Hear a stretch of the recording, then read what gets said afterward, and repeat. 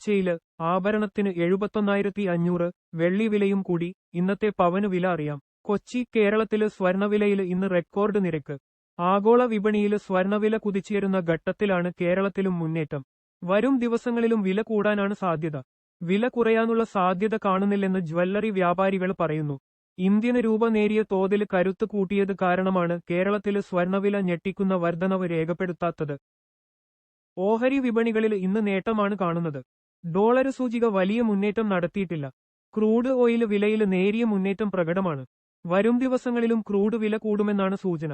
Crypto കറൻസിയായ bit കോയിന് വില ഇടിയുകയാണ് ചെയ്തിരിക്കുന്നത്. ഇന്നത്തെ വില കൂടാനുള്ള കാരണം, ഒരു പവന് ആഭരണത്തിന് എത്ര നൽകണം എന്നീ കാര്യങ്ങൾ വിശദീകരിക്കാം. ഇന്ന് കേരളത്തില് 22 കാരറ്റ് സ്വർണം ഗ്രാമിന് 40 രൂപ വർദ്ധിച്ച് 8,250 രൂപയാണ് രേഖപ്പെടുത്തിയിരിക്കുന്നത്. പവന് 320 രൂപ വർദ്ധിച്ച് 66,000 രൂപയായി. ആഗോള തലത്തില് സ്വർണം ഔൺസിന് $3,014 ഉയർന്നു. സ്വർണത്തിന് $3,000 പിന്നിട്ടത് ലോക വിപണിയില് പ്രധാന ചർച്ചയാണ്. 18 കാരറ്റ് സ്വർണം ഗ്രാമിന് 6,780 രൂപയായി ഉയർന്നു. 24 കാരറ്റ് സ്വർണക്കട്ടിക്ക് ബാങ്ക് നിരക്ക് 90 ലക്ഷം രൂപ പിന്നിട്ടു. കേരളത്തില് ഇന്ന് വെള്ളിയുടെ വിലയും കൂടിയിരിക്കുകയാണ്. ഗ്രാമിന് 1 രൂപ വർദ്ധിച്ച് 111 രൂപയായി. ഈ വർഷം സ്വർണം പോലെ വെള്ളിയുടെ വിലയും കൂടുമെന്നാണ് പ്രവചനങ്ങള്. ഇന്ന് ഒരു പവന് ആഭരണം വാങ്ങണമെങ്കിൽ കുറഞ്ഞ പണിക്കൂലിയില് 71,500 രൂപ ചെലവ് വരും. ആഭരണത്തിന് സ്വർണവില, പണിക്കൂലി, GST എന്നീ നിരക്കുകൾ നൽകേണ്ടതുണ്ട്.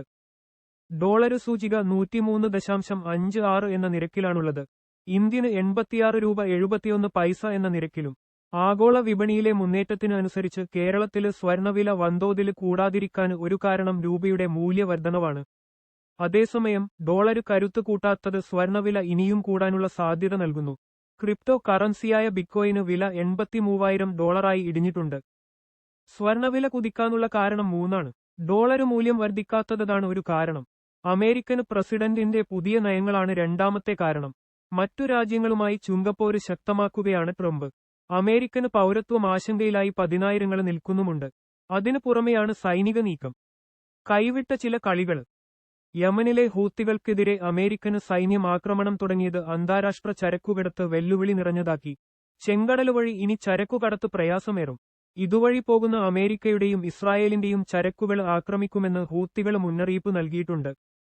കൂടാതെ ഗാസയിൽ ഇസ്രായേല് സൈന്യം വീണ്ടും ആക്രമണം നടത്തിയതും വിപണിയിൽ ആശങ്ക വർദ്ധിപ്പിച്ചു. 100ഓളം പേരാണ് പുതിയ ആക്രമണത്തിൽ ഗാസയിൽ കൊല്ലപ്പെട്ടത്. ഇനിയും മേഖല സംഘർഷഭരിതമാകുമോ എന്നാണ് ആശങ്ക. ഇതോടെ ക്രൂഡ് ഓയിൽ വില കൂടി വരികയാണ്. ബ്രന്റ് ക്രൂഡ് ബാരലിന് $71 പിന്നിട്ടു.